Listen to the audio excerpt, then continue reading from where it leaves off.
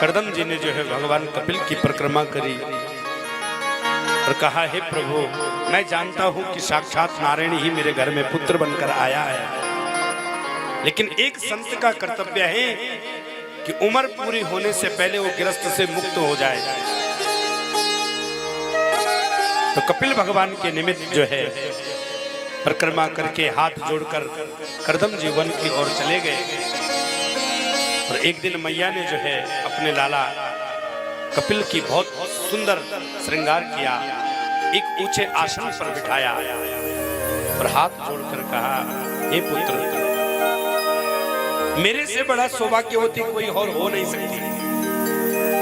क्यों? क्योंकि मैं जो हूं सबसे पहले तो मैं मनु की पुत्री हूं, क्योंकि मनु के नाम पर ही हमारा नाम मानुष पड़ा। मेरे पिता के सिवा उस समय इस धरती पर कोई राजा नहीं था, क्योंकि पहला मानुष है। और जो धरती का पहला मानव हो,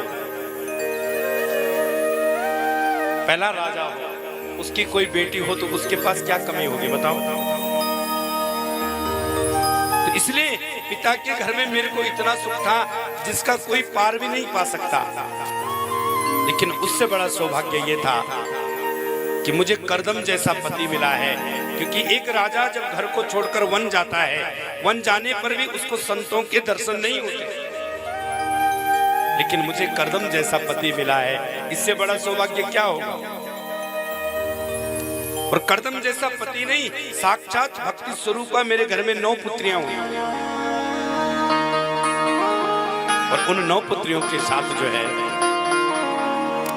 आज मैं जानती हूँ इस बात को कि साक्षात त्रिलोकीनाथ ही मेरे घर में पुत्र बनकर आया है। और जिस माँ के घर में जो है, जो राजा की बेटी भी हो, संत की पत्नी भी हो और साक्षात भगवान जिसका पुत्र भी हो, उसके भाग्य के बराबर क्या भाग्य हो सकता है दुनिया में किसी का?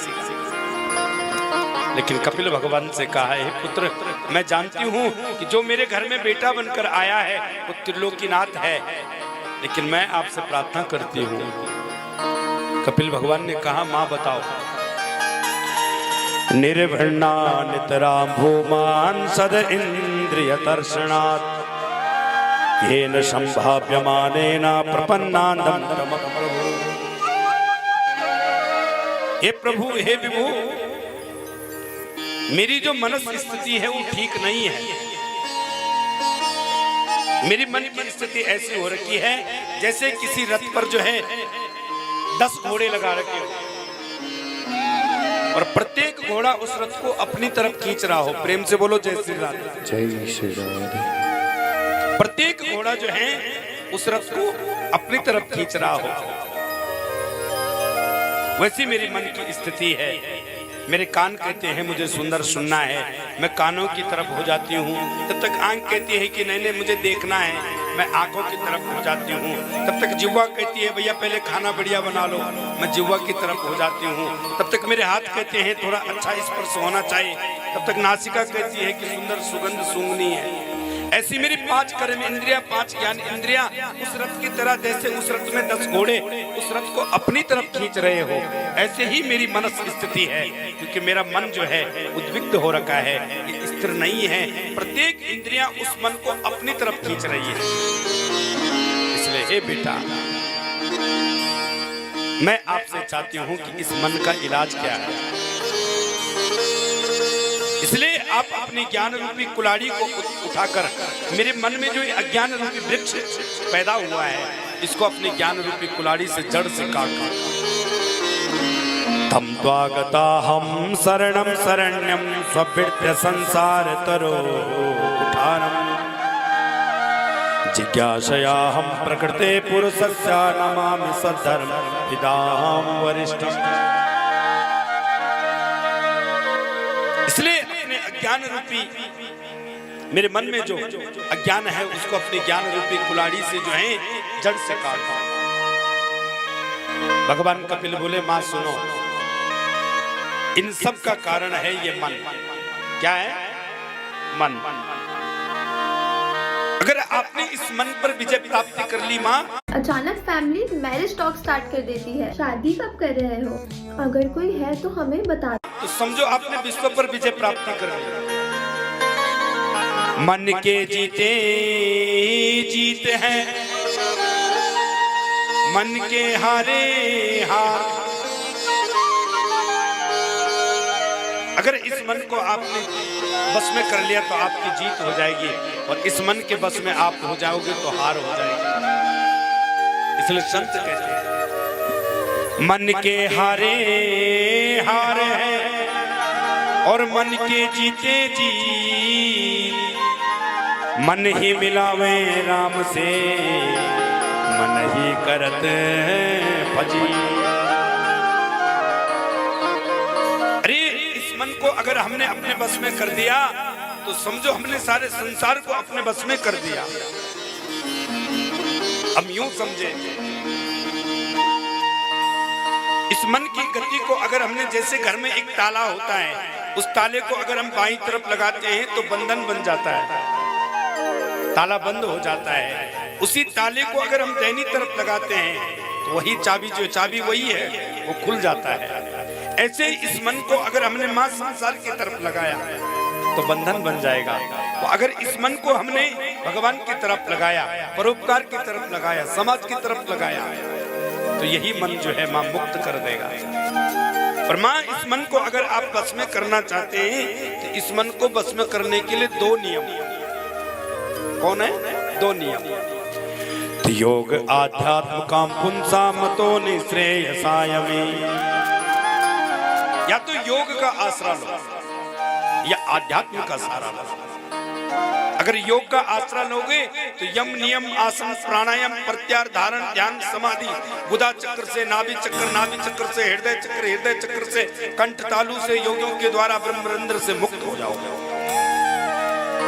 उसके लिए सूक्ष्म से सूक्ष्म परमात्मा का जो है ध्यान करना पड़ेगा। तल वितल सुतल महातल रसातल पाताल आदि 14 भुवनों को जो मालिक है उसको जो है साधना पड़ेगा। पर ये तो बेटा मेरी बस का नहीं है, बुढ़ापे में कहां से योग होगा। अरे योग करते करते हड्डी टूट गई तब। दूसरा कहते मां, दूसरा है आध्यात्म। अरे अपने ज्ञान को इस स्तर पर बढ़ाओ कि हम ये जान सके कि अच्छा क्या है, बुरा क्या है, सही क्या है, गलत क्या है। अच्छे बुरे की हमको ठीक तरह से पहचान हो जाए। पर अगर इसको आपने बढ़ाना है माँ, तो इसके लिए अपने जीवन में किसी सद्गुरु को रखना पड़ेगा। आपके जीवन में कोई संत होना चाहिए, क्योंकि संत का पहला अक्षर भी सा, सफलता का पहला अक्षर भी सा, संत का अंतिम वर्ण भी ता और सफलता का अंतिम वर्ण भी ता। इसलिए जीवन में माँ अगर कभी कोई संत आ गया तो समझो कि संत नहीं, संत के रूप में सफलता आ गई।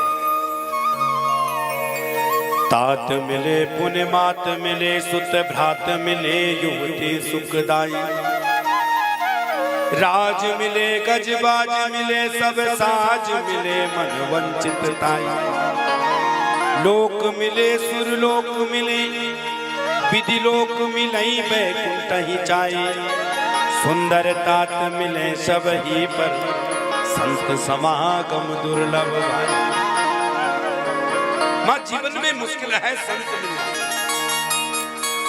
अच्छा बेटा, संत की पहचान क्या है? कहा मां, संत गृहस्थ में भी हो सकता है। संत की पहचान कोई कपड़ा नहीं होता। अरे संत की पहचान अगर कपड़ा होता तो 2 रुपए का भगवा रंग लेकर जो है सब संत बन जाते। तो फिर बेटा संत को कैसे पहचान, और गृहस्थ में संत कैसे होते हैं? अरे जिस समय भरत जी वन की ओर जाते हैं, प्रयागराज का पूजन करते हैं, प्रयागराज से ने कहा, मांग भरत तुझे क्या चाहिए?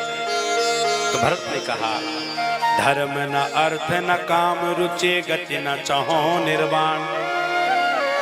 जन्म जन्म रति राम पद, यह वरदान न आन। अरे ना मैं धर्मात्मा बनना चाहता हूँ, ना मुझे किसी काम की योजना या किसी काम की पूर्ति की अभिलाषा है, और गति न चाहो निर्वाण। मैं तो मरना भी बिना बाण का नहीं चाहता हूँ साहब।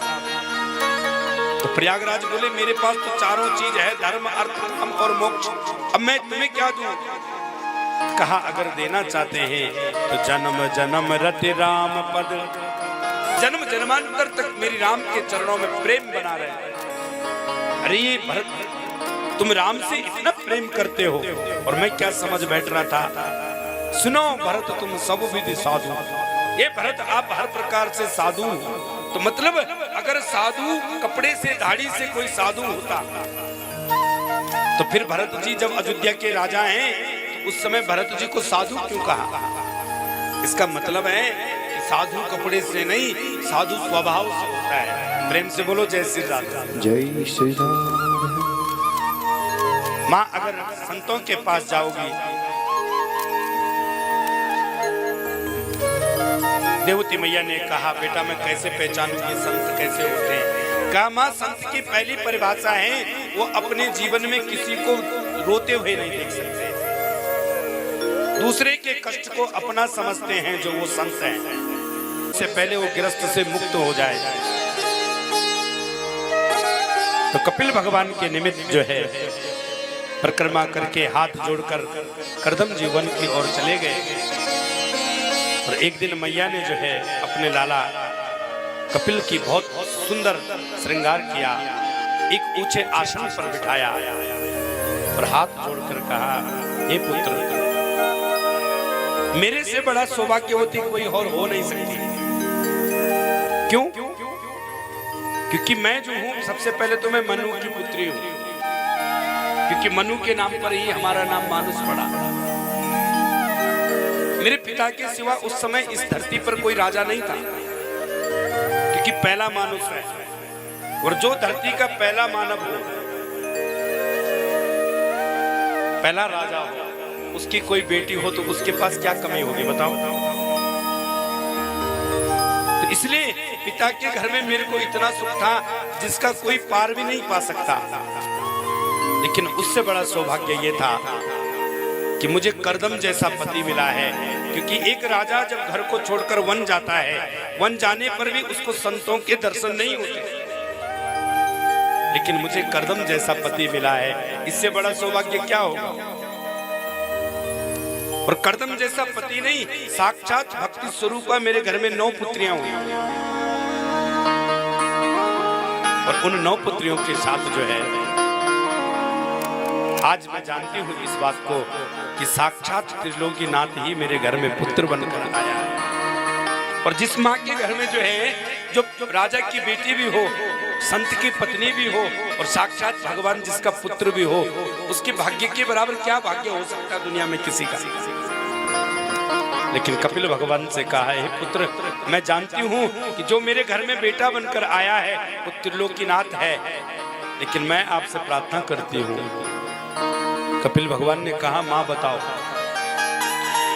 निर्भृणा नितरां भूमान सद इंद्रिय दर्शनात् येन संभाव्यमानेन प्रपन्नानंदं प्रभु। हे प्रभु, हे विभु, मेरी जो मनस स्थिति है वो ठीक नहीं है। मेरी मन की स्थिति ऐसी हो रखी है जैसे किसी रथ पर जो है 10 घोड़े लगा रखे हो और प्रत्येक घोड़ा उस रथ को अपनी तरफ खींच रहा हो। प्रेम से बोलो जय श्री राम। जय श्री राम। प्रत्येक घोड़ा जो है उस रथ को अपनी तरफ खींच रहा हो,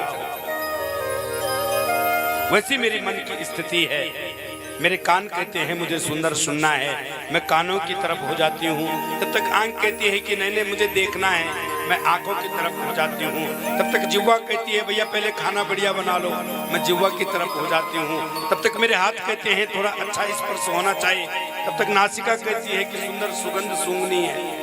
ऐसी मेरी 5 कर्म इंद्रियां, 5 ज्ञान इंद्रियां उस रथ की तरह, जैसे उस रथ में 10 घोड़े उस रथ को अपनी तरफ खींच रहे हो, ऐसे ही मेरी मनस स्थिति है। क्योंकि मेरा मन जो है उद्विग्ध हो रखा है, ये स्थिर नहीं है।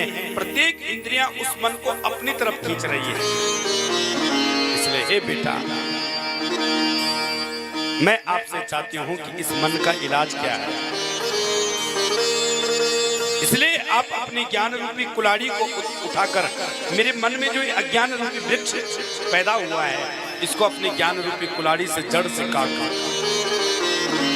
तम द्वागता हम शरणम शरण्यम स्वभृत्य संसार तरो उठानम जिज्ञासया हम प्रकृते पुरुषस्य नमामि सद्धर्म पिताहं वरिष्ठम्।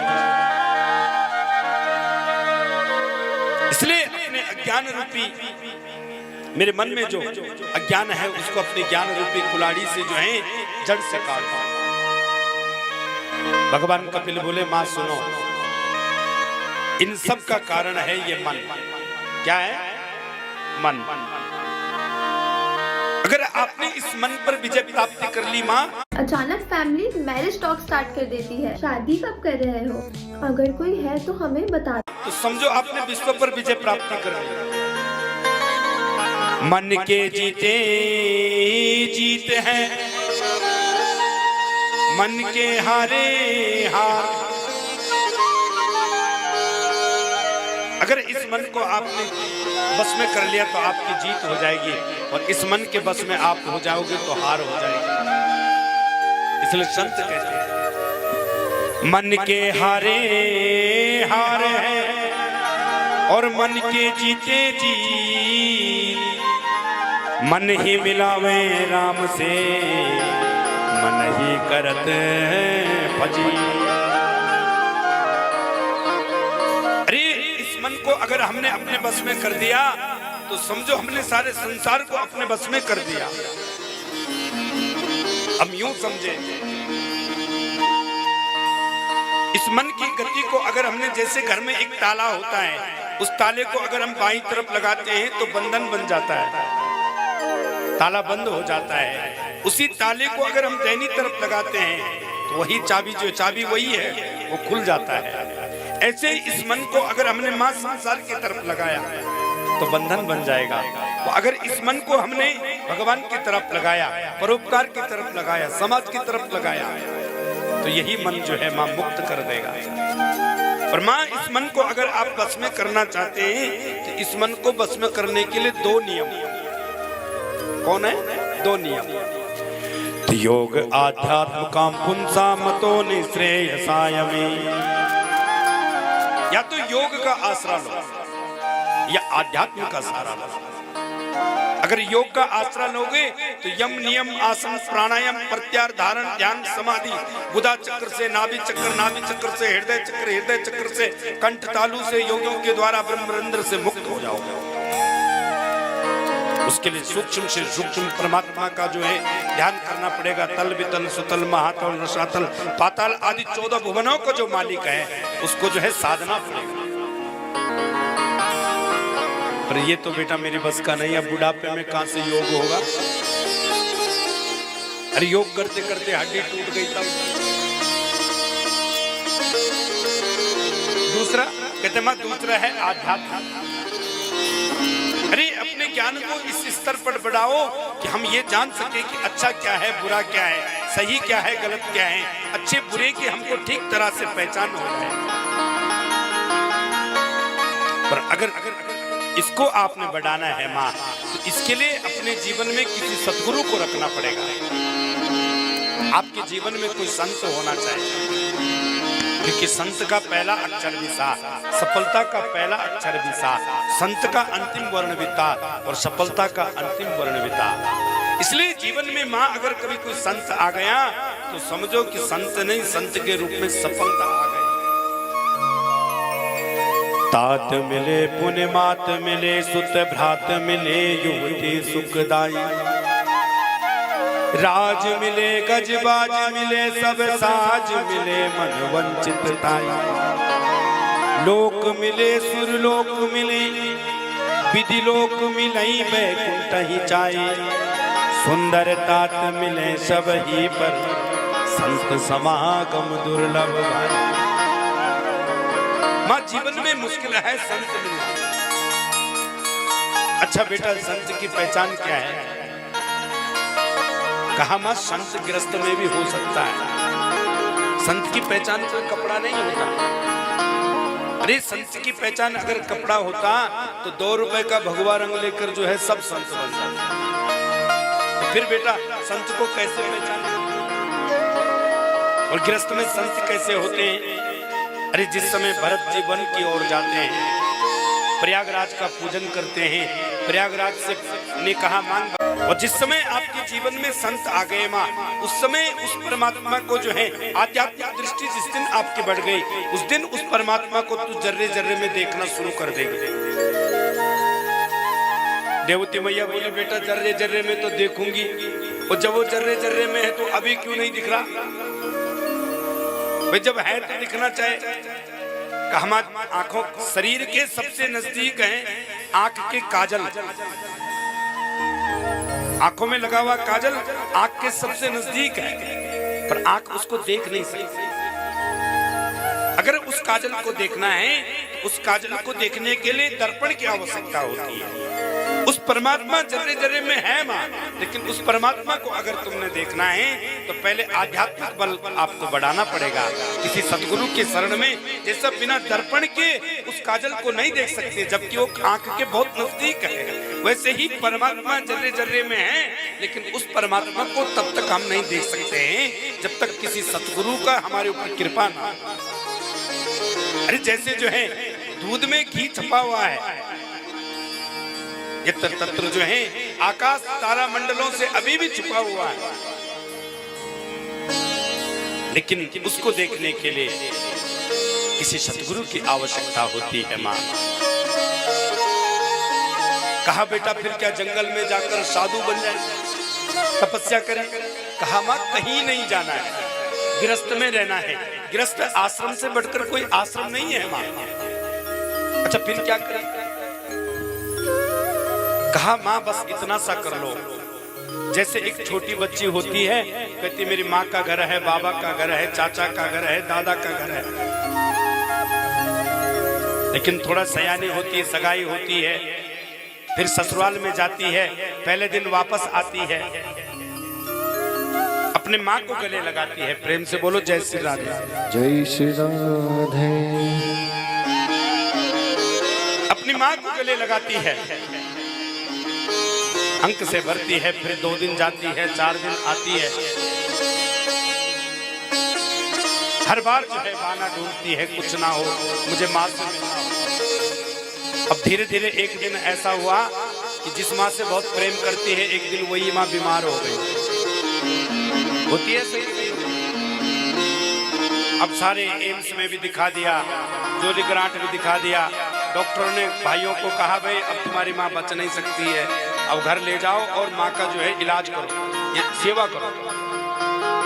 अब जिस भाई ने जो घर में है, भाई ने फोन किया, बहन माँ की तबीयत ठीक नहीं है, एक काम करो कि डॉक्टर ने मना कर दिया, एक दिन घर आके अपनी माँ को मिल लो। 2-4 दिन यही।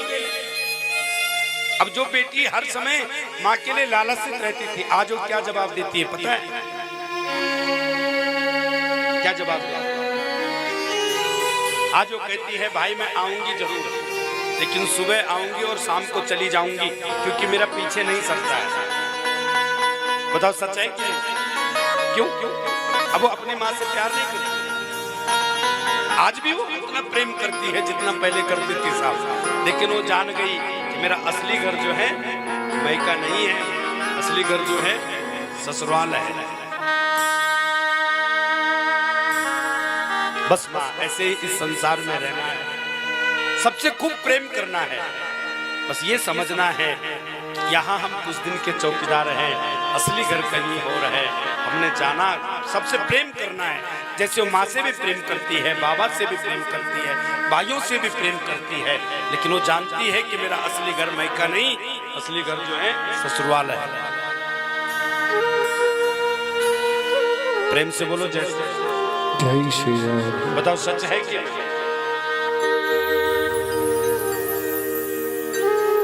आज स्थिति ऐसी हुई कि जैसे ही कपिल भगवान ने माँ को उपदेश दिया तो माँ की समाधि लग गई। और भक्ति की सीमा जब पराकाष्ठा सीमा पर पहुंचती है, उस समय जो है नदी बन जाती है और देवती मैया सिद्धिदा नाम की नदी के रूप में बहने लगी। कपिल भगवान ने माँ की परिक्रमा करी और गंगा सागर की ओर चल दिए। नहीं सकता है, बताओ सच है क्यों? अब वो अपनी माँ से प्यार नहीं करती। आज भी वो उतना प्रेम करती है जितना पहले करती थी साहब, लेकिन वो जान गई कि कि मेरा असली घर जो है मैका नहीं है, असली घर जो है ससुराल है। बस माँ ऐसे ही इस संसार में रहना है, सबसे खूब प्रेम करना है। बस ये समझना है यहाँ हम कुछ दिन के चौकीदार हैं, असली घर कहीं और है। हमने जाना सबसे प्रेम करना है, जैसे वो माँ से भी प्रेम करती है, बाबा से भी प्रेम करती है, भाइयों से भी प्रेम करती है, लेकिन वो जानती है कि मेरा असली घर मैका नहीं, असली घर जो है ससुराल है। प्रेम से बोलो जैसे जय श्री राम। बताओ सच है कि